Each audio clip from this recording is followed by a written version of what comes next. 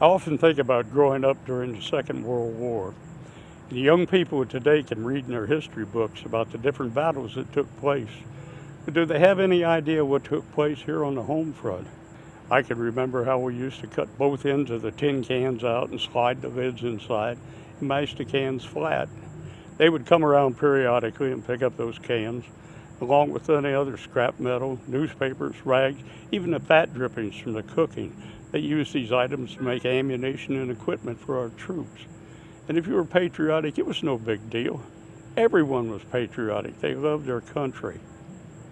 And you know, you couldn't go to the store and buy meat, butter, sugar, coffee, chocolate, even a pair of shoes or tires, batteries, gasoline for your automobile if you didn't have the right ration books or meat tokens. But again, we were willing to sacrifice. You know, it was during that time period in my life when I remember that we pulled so hard together as a country. Unlike today, it's almost like two separate countries pulling in opposite directions. But you know, one day I was walking through this courthouse square and I saw this old man sitting on a park bench there. And I said, "Your old courthouse is kind of run down." He said, "No, it will do for our little town."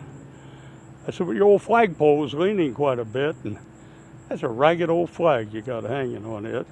And he said, "Have a seat." So I sat down. He said, "Is this your first visit to our little town?" I said, I think it is. He said, "Well, I don't like to brag, but we're kind of proud of that ragged old flag. You see, we got a little hole in that flag right there when Washington took it across the Delaware. And it got a powder burn the night Francis Scott Key sat watching, writing, 'Oh, say, can you see?'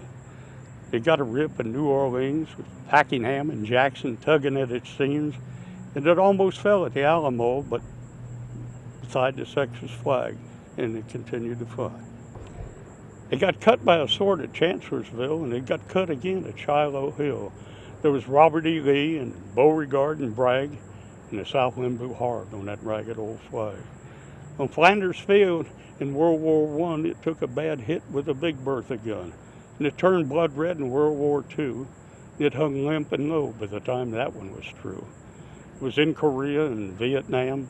It went where it was sent by his Uncle Sam. And the Native Americans of black, yellow, and white, they all shed their red blood for the Stars and Stripes.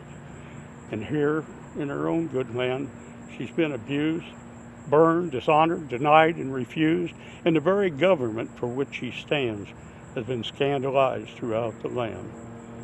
Yes, she's getting threadbare, and she's wearing kind of thin, but she's in pretty good shape for the shape that she's in, because she's been through the fire before, and I believe she can take a whole lot more. And then there came 9/11, and we said, here we go again. It was Kuwait and Iraq and Afghanistan. But we still run her up each morning, and we bring her down slow every night. We don't let her touch the ground, and we fold her upright. You know, on second thought, I do like to brag, because I'm mighty proud of that ragged old flag. God bless America.